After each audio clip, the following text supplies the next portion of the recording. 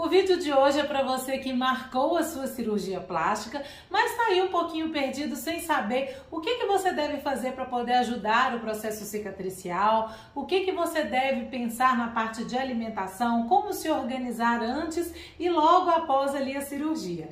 Então, se você tem dúvidas sobre isso, não deixa de assistir. Bem-vindos a mais um vídeo aqui no canal. Eu sou Juliana Oliveira, sou fisioterapeuta e nutricionista e eu tava dando uma olhada aqui nos comentários dos vídeos anteriores e vi várias pessoas perguntando em relação a essa questão do preparo para a cirurgia. O que deve fazer, quanto tempo antes a gente deve começar uma alimentação mais adequada para o processo cicatricial, como que você pode ajudar o seu organismo antes mesmo do procedimento.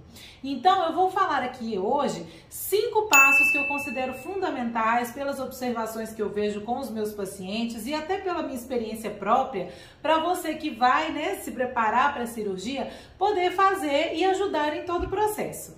O primeiro passo que eu considero fundamental é a questão dos cuidados com a alimentação. Um mês antes da cirurgia é um tempo ótimo para a gente poder começar a ver o que pode estar faltando ali, como que está a nutrição do seu organismo, como que está a absorção dos seus nutrientes. Então, fazer exames de sangue antes mesmo da cirurgia, junto com os seus exames pré-operatórios, vão ser interessantes nesse sentido, para a gente ver detalhes ali do processo da sua nutrição. Se tiver faltando algum nutriente que é importante para ajudar no processo cicatricial, dá tempo da gente fazer uma suplementação ainda, ajustar a alimentação para poder ajudar nisso também. E outra coisa que é fundamental, além de saber os alimentos certos que vão ajudar no processo cicatricial, é você saber as quantidades que você deve consumir. Antes que você me pergunte, mas Ju, qual que é a quantidade de proteínas que eu preciso consumir? Isso é calculado individualmente, porque vai depender da sua idade, da sua estrutura corporal, da cirurgia que você vai fazer. Então é um cálculo, que a gente faz para poder realmente colocar ali a quantidade de proteína que você precisa, que vai ser ideal para o processo, e distribuir essa proteína ao longo do seu dia. Isso é outra coisa fundamental. Geralmente os pacientes chegam para mim falando que eu realmente fui orientado a comer mais proteína. Então eu passei a comer mais carne no meu almoço, mais ovos nos meus lanches, mais presunto, mais queijo. Mas na verdade, gente, não é bem essa a questão. Nós temos que saber quanto consumir, porque também se você consome muita proteína em um horário só, o nosso organismo não consegue absorver toda essa proteína e fazer o papel que ela precisa no nosso corpo. Então a gente tem que realmente saber distribuir bem e inclusive ter outras opções de proteína que não só essas que vão poder aumentar ali o processo inflamatório. Por isso que é importante você ter esse acompanhamento mais próximo, primeiro para saber a quantidade exata que você precisa, para a sua necessidade, e segundo, como distribuir e qual tipo de proteína, quais alimentos a gente vai agregar ali no seu dia a dia para ajudar todo esse processo. Se você estiver muito perdido em relação a essa questão das quantidades, o que você deve consumir para a sua cirurgia, dá uma olhadinha aqui nos comentários desse vídeo que eu vou poder te ajudar. O segundo passo fundamental é controlar a ansiedade antes da cirurgia. Tudo bem que ficar um pouco ansiosa, antes ali do procedimento, um dia antes, 2 dias antes, é normal. A gente fica mesmo ali com um friozinho na barriga e isso é normal. Mas tem pessoas que ficam ansiosas ao extremo. São pessoas que às vezes semanas antes da cirurgia já não conseguem dormir muito bem, ficam ali, começam a comer mais por conta disso, ou tem pessoas que ficam sem comer porque não querem comer nada, não tem vontade. Então os dois processos são ruins. Quem está muito ansioso acaba tendo uma produção muito grande do hormônio cortisol, que é um hormônio que vai atuar negativamente no nosso sistema imune, que é muito importante para o processo de cicatrização logo após a cirurgia.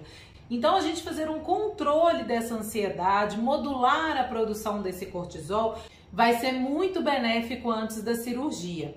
Existem alguns fitoterápicos que a gente pode utilizar para essa finalidade. E aí eu chamo a atenção de vocês também, cuidado com certos fitoterápicos que são usados para essa questão da ansiedade, como por exemplo a valeriana, a passiflora, porque não são todos fitoterápicos que a gente pode utilizar antes da cirurgia. Essas mesmo que eu falei podem interagir com anestésicos e também aumentar o sangramento. Então a gente tem que saber exatamente o que precisa, o que pode consumir antes da cirurgia.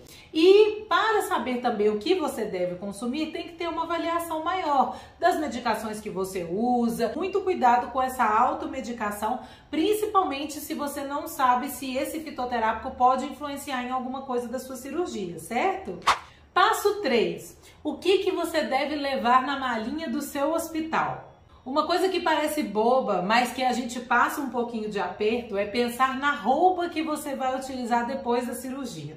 Primeiro porque as roupas que são ali muito certinhas, muito justinhas, provavelmente não vão servir no pós-operatório. Então você tem que pensar em roupas que sejam bem confortáveis, bem soltinhas, o mais largas possível, para não ter esse risco da roupa não caber ali depois do procedimento. É uma dica para as mulheres.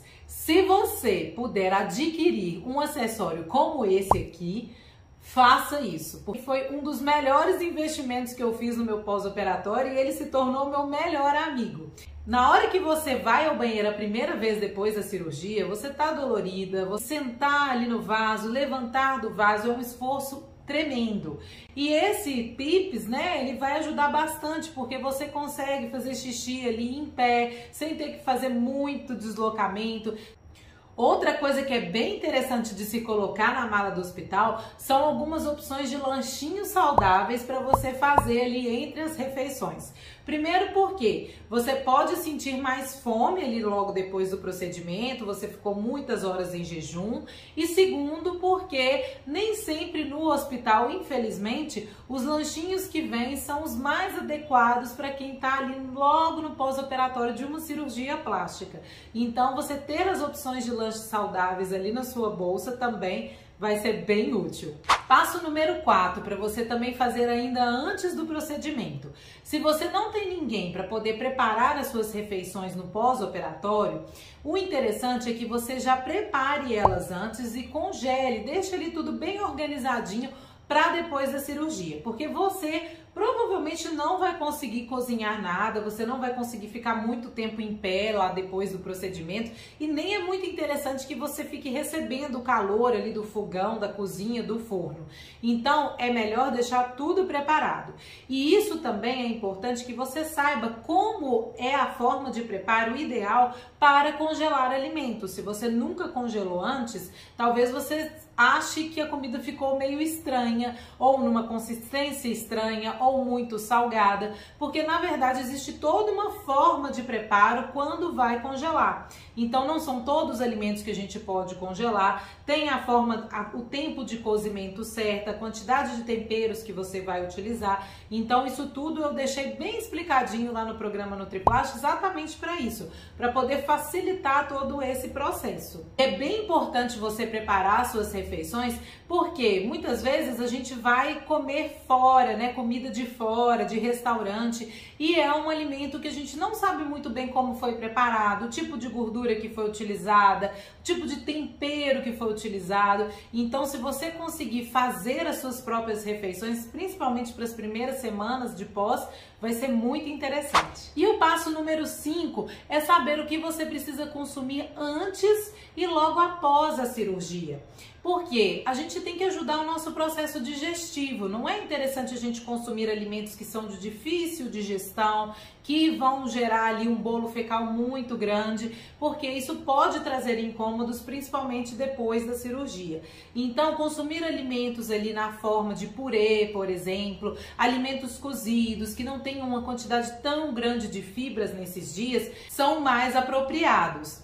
E além disso, você também, se você ficar sentindo um pouco de enjoo ali no pós-operatório, tem muitas pessoas que sentem um pouquinho de enjoo após a cirurgia, é interessante a utilização, por exemplo, do chá Um chá que eu gosto muito para isso é o chá de erva doce. Vai acalmar ali todo o sistema gastrointestinal e você pode usar ele, se você não quiser tomar ele quente, não é todo mundo que gosta da sensação da bebida quente quando tá enjoado, você pode fazer o chá, deixar ele resfriado e ir tomando devagarinho ele frio. Isso ajuda também, né, para aceitação melhor do organismo para você ingerir a bebida. Eu quero saber de você como que tá aí a sua expectativa para a cirurgia, se ainda ficou alguma dúvida, se tem algum assunto que você quer que eu fale aqui no canal. E se você que já passou pela cirurgia, comenta aqui também o que você fez, quais foram as dúvidas que você teve, ou se você tem algo a acrescentar aqui para quem vai fazer a cirurgia,